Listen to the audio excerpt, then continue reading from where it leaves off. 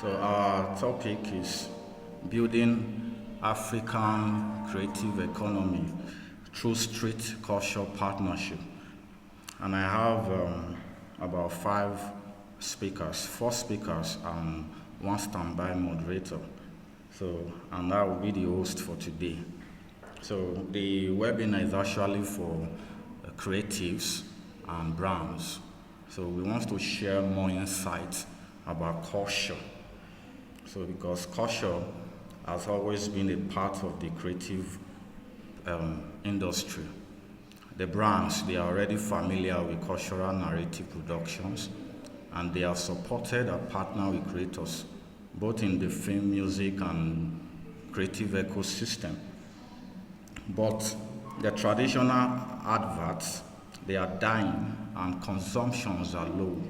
So we can see this evident in TV, radio, and even currently on social media. Even our music and film, talents, and the creative ecosystem as a whole are also affected. So the brands are currently actively looking for other alternatives. So, and this is because the highest consumers of our creative content, which we all know as the Gen Z, they actually have another way of consuming content, of buying. So most of them, they don't want to be sold to. So they want to be a part of the culture. So advertising don't attract them anymore. So content that showcase adverts directly will not attract the highest consumers of our creative content, which are the Gen Z. So then in that case, we've been able to make research, especially in the past. There is something that works. There's something that has been working, and we want to improve these strategies that have been working. So instead of relying on only culture, so we want to infuse the street culture. So what do we mean by street culture? So we mean the rawness, the unpolished content, the slangs, and everything that make up the essence of the street. These are the things that we know as street culture. So even in the past, in music and film, so most of those contents that infuse this street, I mean the unpolished content, the slangs, they are the ones that goes global.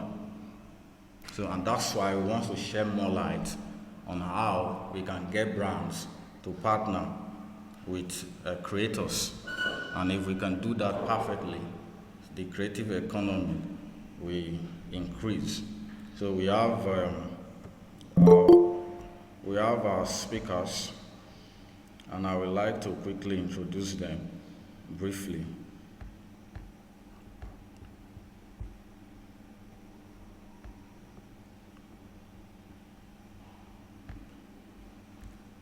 So our first speaker for today is Ande Laki Duru. So Ande is a tech founder, a film executive, and the author of Showbook. He will be sharing his knowledge on innovating and scaling cultural enterprises in Africa, connecting local content to global market, and fostering sustainable growth. And our second speaker is Abebo Wale Gomwok Michael. He's a business manager, a PRO professional, and the founder of Ends PRO and Events. He currently manages the public image of notable talents, including Joseph Momodu and Rotimi Salami. He's going to be sharing his knowledge on growing and managing communities around street culture, audience engagement strategies, and creating interactive experiences. And we have our third speaker, Oluwatobiloba Oladipupo. She's a creative storyteller, and she's currently bridging music, film, and creative ecosystem.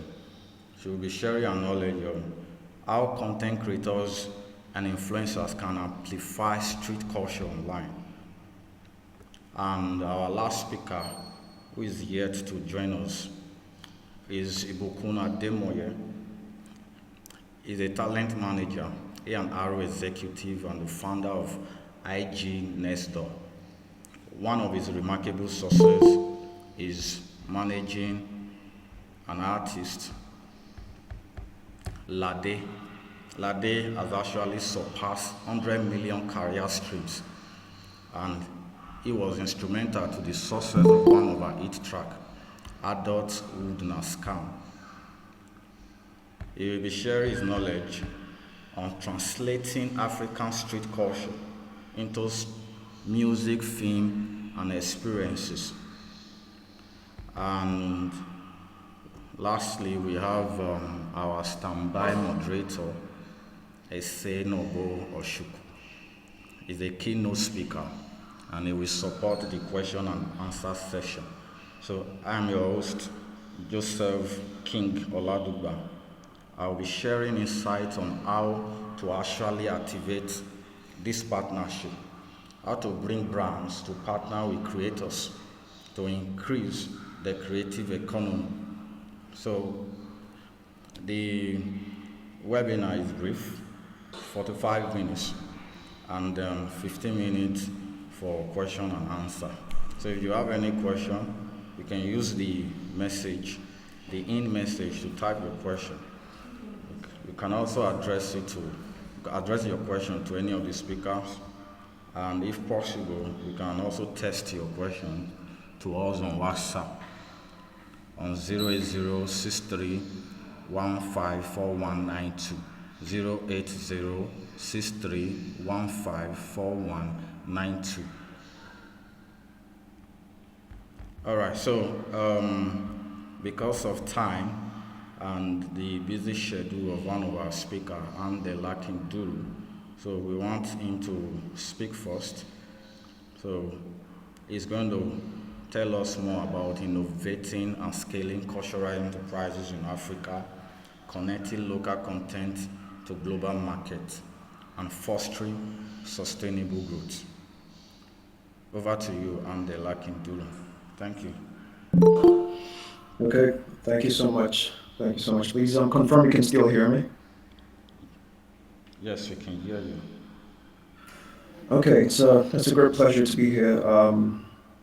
By the way, Joseph King Oladuba has been a grand mentor for some of the stuff I'm up to. He was an early pioneer for a lot of the grand things I'm doing today, and I'm very grateful for that.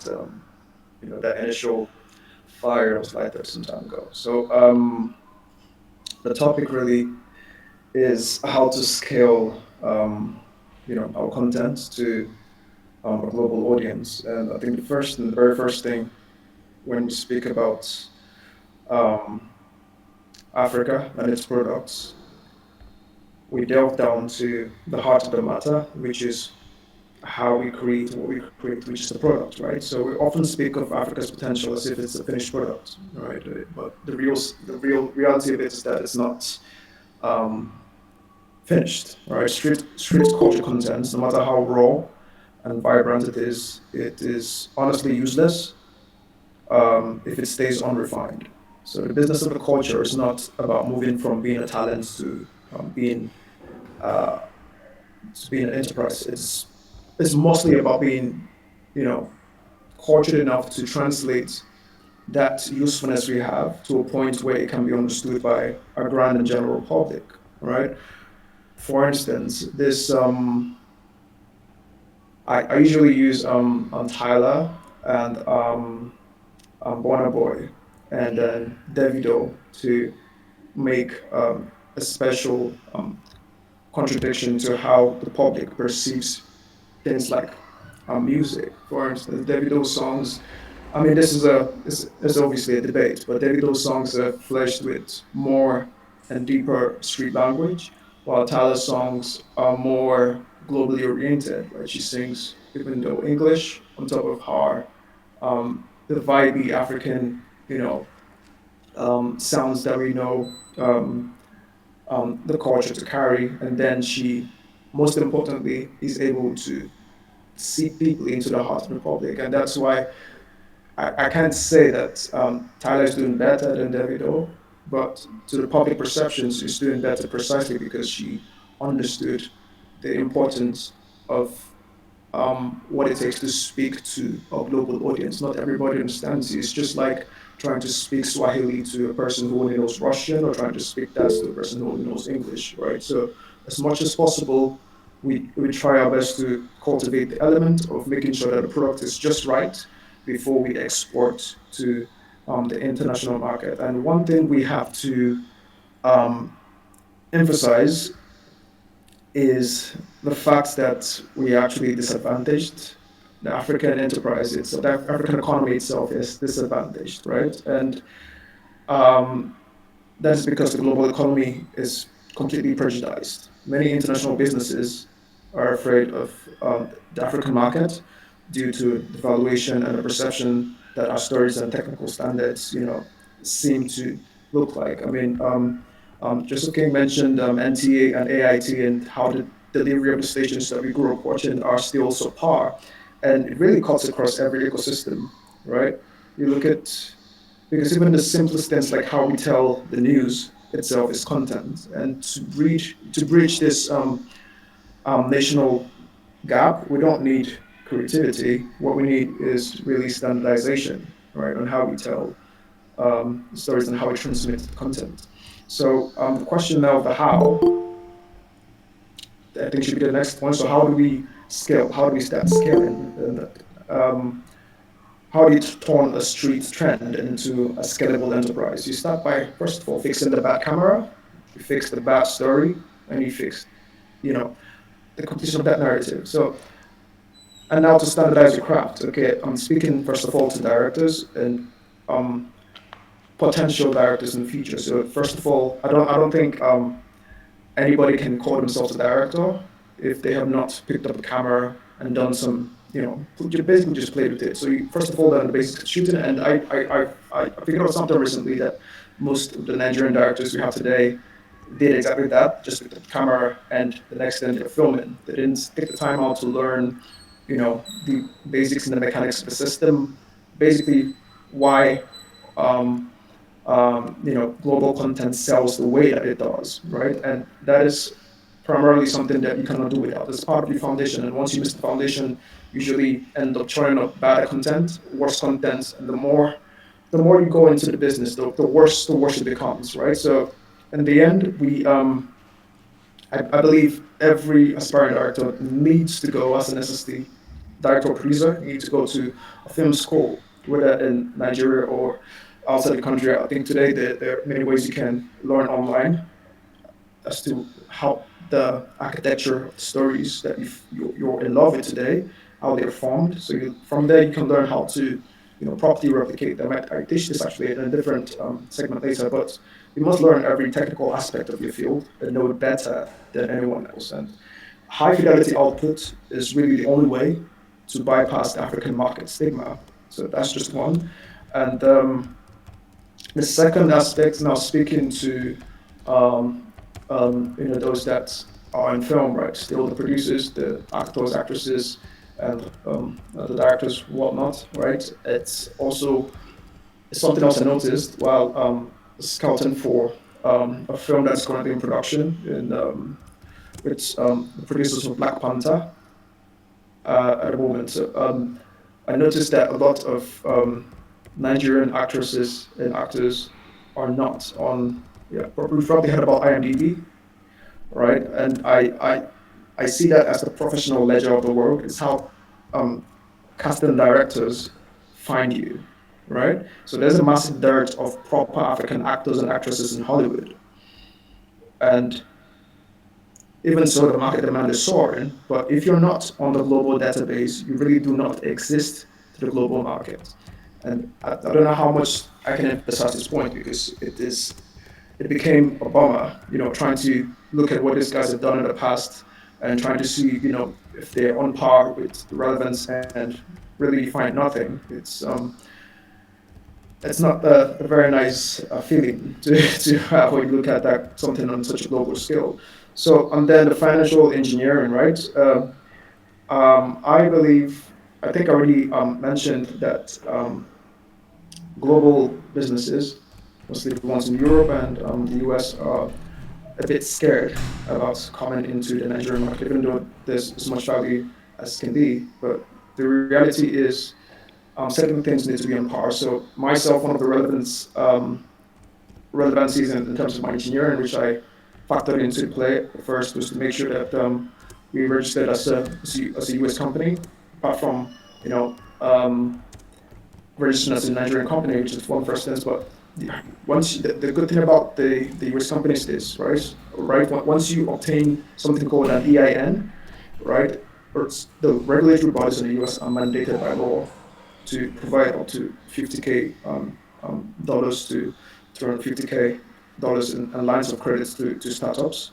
And this is the capital bridge needed to fund African stories with global standards. Right, I can show you how much later, but then um, most of what I've said so far are reserved in details for the film side, but I won't be able to go into as deeper lens as I want to, but perhaps in another meeting. So for now, I'll move, however, to music. But I saw a few people raising their hands earlier. Is there something you want to say before I move on to the next section? Yeah, if you Now, have please. any.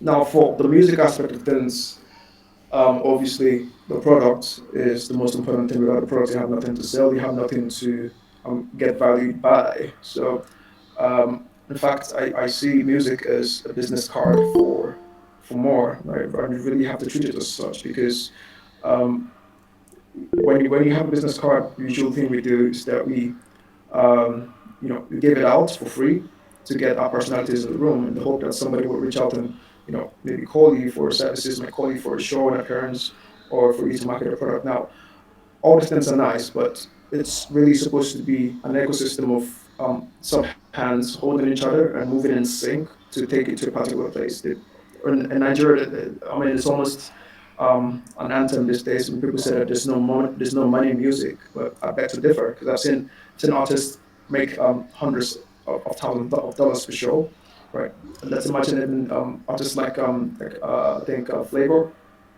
he pulls up to 30 million to 100 million in a single night, right? And think about the rinse and repeat factor. They do this every single week, right? We've now started talking about the top of the top, the best, like Kendrick Lamar and Cardi B or Burna Boy, and that's millions of dollars daily to weekly. That starts out by simply getting your song popping to millions of people. Now, this doesn't happen by accident. There are two ways that you can get thousands of new fans, millions of people to hear your song, right? But one of the first things you need to do is to put in the work first of all, and to you need to know what your goal is, right? And I see a lot of artists these days obsessing over Spotify, the streams, and you know, I think it's a myth, right, on its own. Because first of all, Spotify pays you only after you get like 1,000 streams yearly, and even at 10 million streams, you're looking at spending up to $10,000, right? After, I mean, you're looking at getting $10,000 after spending up to $10,000 to even get there. And it's a complete waste of time when you make that your primary focus. So let your goal instead be to get your song heard by millions of people. The more people hear your song, the more popular you are, and the more popular you are, the easier it is to make as much money as you need to make. And like I said before, songs are your business card, right? And the thing about business cards, you give it out for free in the hope that somebody reaches out and calls out for business. And back to what I mentioned earlier, right, about the shows that these industry geniuses are, you know, interacting with, and the appearances. I mean, in a night, an artist like Burna Boy can decide to show up at the hotel, show up at a lounge, and make an appearance at a club, and before all of this, before he does his main show, right? So you can break him up from different other corners once you have figured out, first of all, the beauty about the popularity mechanism. And my company has uses a specific system for um, this extensive growth. We usually will pass your song through. I'm sure you guys have seen it before pop up screens or something, but not many people take advantage of it for some reason. So the key to it to breaking the system is really influencer marketing, right? So you pass your songs through a network of influencers to foster trend on Instagram or TikTok, within 3 to 5 days, and um, you, I think it's a no-brainer that a trending song reaches millions with ease, and it serves as the bait that will draw the world into your brand. But if you're not prepared yourself for the world, then you're probably already preparing to miss. And the how of that is in a fervent and strong content strategy for your own self. At least you must have been putting out content for up to 30 days, enough to make the audience fall in love with you. But that is a subject for a different day entirely. But at least I must have given a little bit of a pathway to help you understand how these things can actually work and what you should be really focused on. So in my book, The Greatest Show book, I discussed the concept of a pop performer, right, with the initial thoughts range of Seth Godin, who introduced something called a pop cow. I think he made that a lot popular. Pop cow. The explanation is this, right? Brown cows are lost in the world, right? If you're passing through along and you know you're trying to get somewhere, you see a bunch of cows grazing. They're all brown. The one that catches your eye obviously has to be one that whose chrome is a bit susceptible to your retina. It changes the perception of things. So the purple cow standing alone and grazing in that field becomes the object of all attention. So brown cows are lost in the world, and purple cows make all the mark and all the noise. So I'm going to teach briefly an individualization strategy through an accepted book that can help you co-opt a strong persona for the music business world. So I think one of the first things to note is that imitation on its own is the suicide of art. You've probably heard that segment of thought that good artists copy and great artists steal. I think that was said by Pablo Picasso, and that is really one of the greatest steals to help you cultivate a strong strategy for whatever it is you're building. So first of all, you learn and learn and learn to get dumped down by the inconvenience or convenience thereof of the greats who have mastered a certain segment of art before you. And then you don't stop at transmuting, you don't stop at imitating, because I've seen a lot of people, I've seen a lot of copycats, I've seen a lot of people trying to copy All right, so please, Nande, Beyonce. you can round up because of time. Thank you. Oh yeah, yeah, yeah. I'm getting. I think that's the final topic before I close. So yeah, so imitation is the suicide of art, and transmutation itself is the relevance. And to truly become immortal, a work of art has to escape all human limits. That's logic and common sense will only interfere. But once these initial barriers are broken, it will enter into the realms of childhood visions and dreams. And what do I mean by that exactly? It is more or less a call to individuality, right? It's like that particular sampling that takes normal entertainers or artists to smite some pinnacles of relevance and influence. Of course, this is not to be taken selfishly, but it's for the means of the stage and the person of the artist to aid the full delivery of personality. So I've just give like a brief scope of examples before I close with that.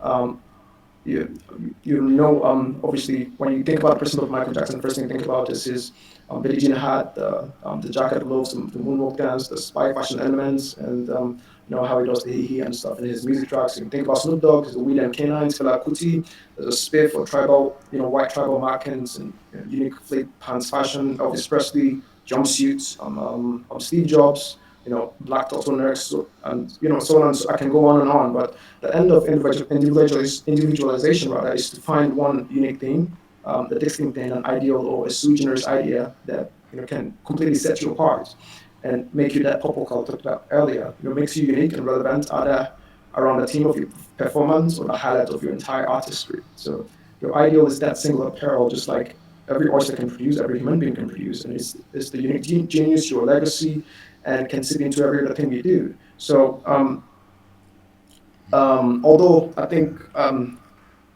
for the finality of that statement, I have to add this point. So even though the artist has the freedom to mix around and never be molded to status, the transcendence to relevance requires an object, a totem, a spectacle, option, a signature dance, or vocal decoration, finishing, whatever it is, enacted from the spirit that etches your art with its own defining mood or zeitgeist in the mind of the collective consciousness. So it's the finishing touch of the artist, and this is what makes you um, irrevocable and indelible to the collective consciousness. Because in the end, it's not about what we do for now to get money; it's about what we do that outlives us in the end. So I think that is really about it.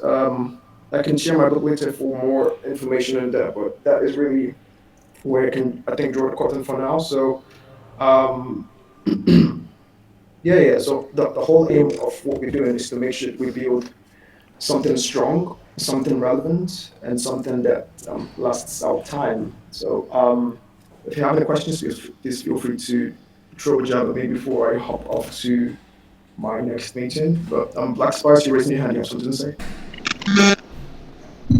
All right, thank you very much, there for that great insight. So I don't know if anybody have any questions, so you can drop it.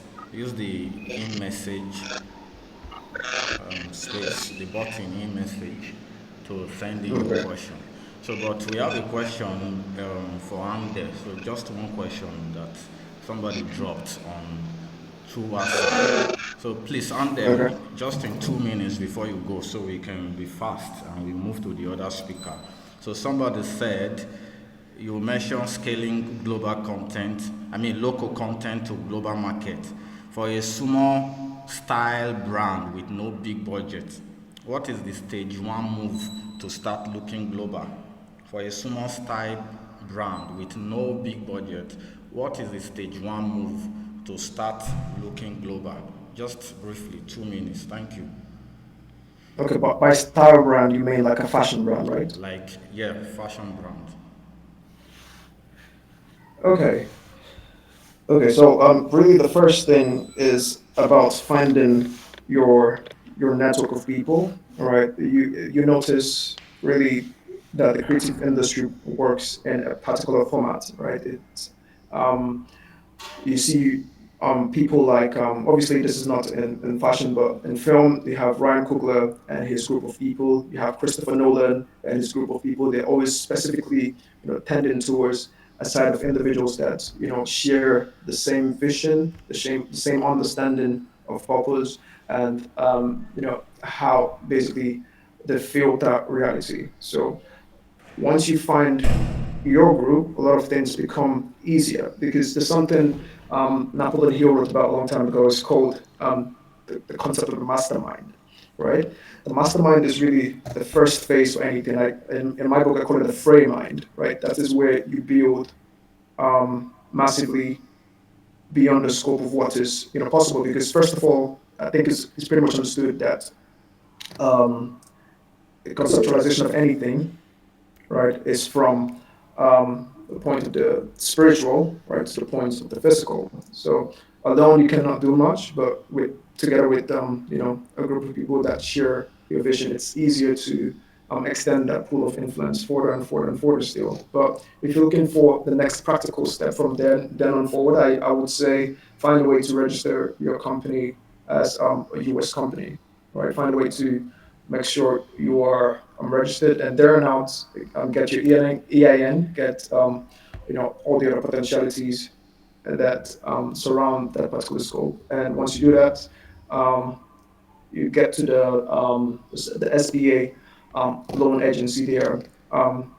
Basically mandated by the government, like I mentioned before, to give out some specific um, um, loans to businesses just starting out, and you don't even have to be in the US to make that happen, right? So I think registering is about $150 to 200. If you have the funds to do that, I would say that's the first move because from there on out, a lot of things are possible, right? So obviously, it gives you access to the US and other countries, and the fact that you have a business running within that ecosystem opens you to more and more and more. So first of all, build your tribe, build your initial network of people who you can share that direction with, and nothing is impossible when you find a group who you can pool stuff with. So I don't know if that is what you're looking forward to, but that is about it. I think you sent something else.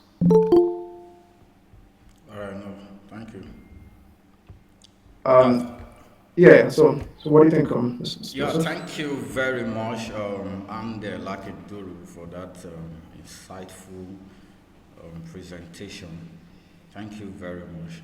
So, because of time, let us quickly move to our next speaker, um, Oluwatobiloba Oladipupo, a creative storyteller, and she's bridging the gap between music, film, and creative ecosystem. So, we would like her to share insights on how content creators and influencers can amplify street culture online, social media, how content creators and influencers can amplify, can promote their content through social media. So over to you, Oluwatobiloba Oladipupo. Please, the time is 10 minutes. Thank you. Yes, thank you so much, Mr. Joseph, for the opportunity. And I say a very warm welcome to everybody on the call. Thank you so much for joining in. I just wanted to point out that my time says it's ending in 14 minutes because I'm on a free plan on Google. So if I get cut off, please, that might be the reason. But to just go straight to the point, once again, my name is Oluwatobiloba Mary Oladipupo, and as Mr. Joseph rightfully said, I love storytelling. I'm a creative storyteller, and I run my own podcast where I share life experiences, and yeah, that I'm willing to delve more into different creative industries, and have other people be on the show with me, and we can learn further outside of this web now. But to go straight to the point, which is what we're talking about today in terms of building African creativity through street fashion and partnerships. So, one thing I want to point out is that when we talk about street in Africa, we are literally talking about culture because there's nothing that the West hasn't seen before other than what is fresh and vibrant in Africa. There's no way where an African walks in, especially as a creative that is expressive, that it don't attract attention. The matter of the fact is how you keep that alive, how you use that to create impact and influence. I want to also touch on fashion because one of the points that I was giving is um, music, social media, and what else? But yeah, I want to touch on the cultural part of fashion as well because I feel like goes that is heavy on when we're talking about culture and how to use it to influence the globe in general. So one thing I also want to point out is anyone that picks up a camera and intentionally uploads it on social media, you are already an influencer.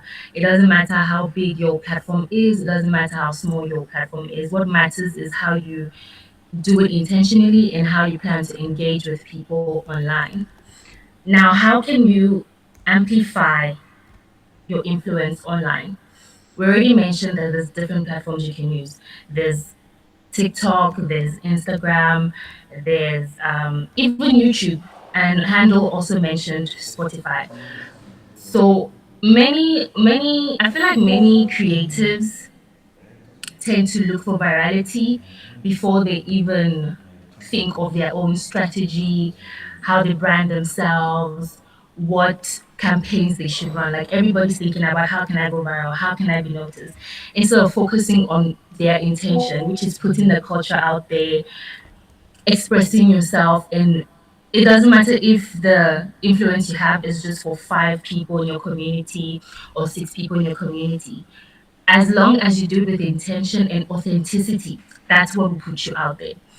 I like the fact that Handel also mentioned one of our favorite artists in Nigeria, which is Burna Boy.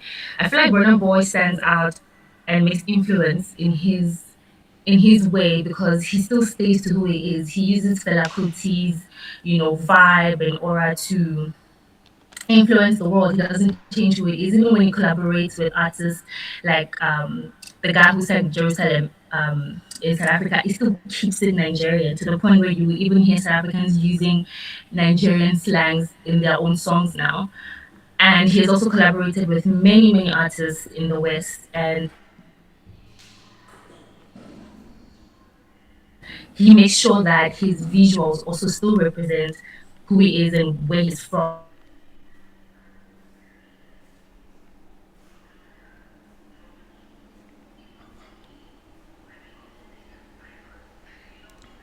Yeah, we can hear you.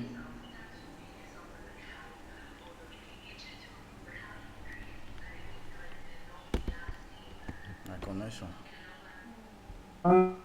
The other efforts that you put into things. I admire creatives for how they try to express themselves, but sometimes if you don't put the business part of things, the economic part of things at the forefront, you will just be known for your potential. You'll just be known for your one hit, right? But if you put in strategies like your branding, your online presence, you actually put money into running campaigns, running ads. It doesn't even have to be a big budget, but being intentional about the moves you take to put yourself out there will take you far, will amplify your presence, will amplify your voice, will amplify your culture, it will amplify what you're trying to express through your creativity. I mean, being a creative, you also want to make money at the end of the day. It's not just about I can sing, I can dance, I can do beautiful clothes. It's also about how can I monetize myself? How can I use my hobby? How can my hobbies pay my bills? Period. Like as a Gen Z, I want my hobbies to pay my bills. I want my podcast to pay my bills and help me travel. So how I can do that, like I said, is being intentional with how I brand myself, how I put myself out there, who I collaborate with. Imagine me as a podcaster collaborating with, I don't know, a soap company. It doesn't really align. But if I collaborate with like a lifestyle brand, right? If I collaborate with a fashion brand, even because when you're presenting yourself, there's a certain All right. Thank you very much, yeah. Toby. So I would like to cut you because the time is fast spent. So I like to give the chance to our next speaker, Mr. Adebowale Mike Gomwok. So All thank you right, very thank you. much. God bless you. Amen. Thank you.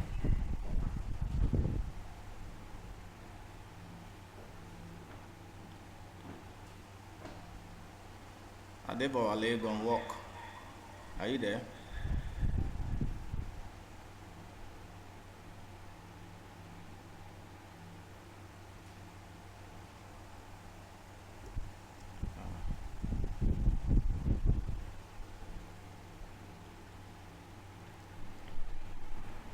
Adebowale.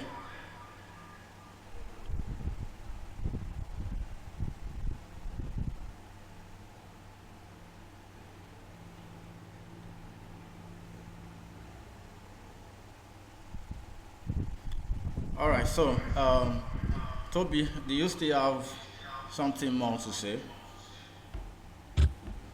Not particularly. I think because I was aware of my time, I have tried to like summarize everything into one thing. But if I'm given the chance to close, one thing I would like to mention again is taking from what Handel said again earlier in terms of how to put yourself out there so you can make impact and amplify your voice, is by researching and finding out what organizations, what groups, what communities you can engage with so that that can boost your relevance and virality. But most importantly, try to stay as authentic as possible because that's what will get you to break the glass, the ceiling, the glass ceiling, or however you say it. Thank you. All right, thank you. So, Toby, somebody have a question for you. Um, she said, everyone is a content creator now. How does a street culture influencer stay original when the algorithm keep pushing us to follow trends? How does a culture influencer stay original when the algorithm keep pushing us to follow trends? Okay, thank you so much for that question. I think you already answered your own question with one single word that you mentioned, which is being original with regardless of what the algorithm is doing. But I think finding a healthy balance in terms of seeking virality and being authentic is what you can do. And I already mentioned this earlier when I said be strategic about how you put yourself out there. Be strategic about where you send your creativity, where you send your voice, your work. Find your audience, know your audience, and create campaigns around that audience to target them. Look, brands are no longer looking for people who have 1 million followers. They're looking for as small as possible, those micro creators who have serious engagement. So you can have 100 followers, but if your engagement is about 50, at least I'm sure that if a brand collaborates with your brand, at least 20 out of 100 is going to buy, as opposed to having 1 million followers, you have the virality, but no one is engaging with what you're posting out there. So I hope that answers. All right, yeah, thank you very much, Toby. So that was an insightful presentation. So I believe all of us that are here in the room are creators. So no matter the level of creator you are, whether you are a beginner, an amateur, or you you are a local content creator. So like some people used to say, I'm a small content creator. I want to let you know that because the webinar is actually to teach creators how to maximize and think strategically to get brand partnership. So we need to look beyond the regular monetization because everybody today who are looking to become a creator or who are already a creator, creating one content or the other, be a film, skit, prank, fashion content, vlog, and even music. So we need to look beyond the streaming, digital distribution, the monetization, royalty. We need to start looking at brand partnership because it is possible. So gone are the days when the brands used to partner with only creators who are already established, who are in the limelight, they have great followers. So, but these days, brands are looking beyond. They are looking beyond. So they are not even looking for creators that have a lot of followers so they can actually partner. And when we talk about partnership, we talk about 50 million, we talk about 100 million, 500 million, you see, depending on how a great creator you are. So when I mean great creator, I'm talking about the kind of concept that you can create for the brand because the traditional advertising is no longer working. And that's why brands don't look at television anymore. They don't look at the radio. They don't even look at influencers or creators who have good number of followers. So they are looking out for creators who can put them inside culture.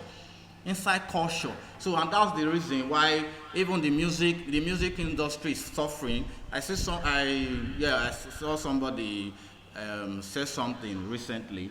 I think Instagram, and then he was advising musicians how to promote their music. He said people, I mean musicians, no longer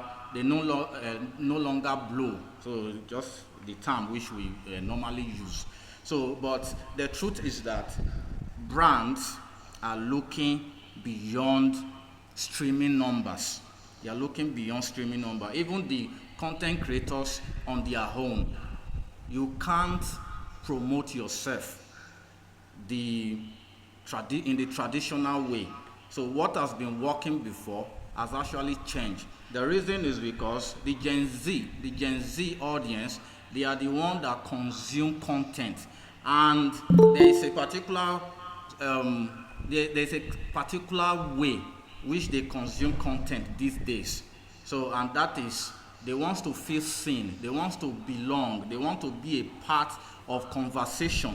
So and that is the reason why the creators needs to look beyond, think strategically, create good content that bring brand into the culture. So I think this the webinar is a series. So next month we hold another session. So because of our time, so we are not able to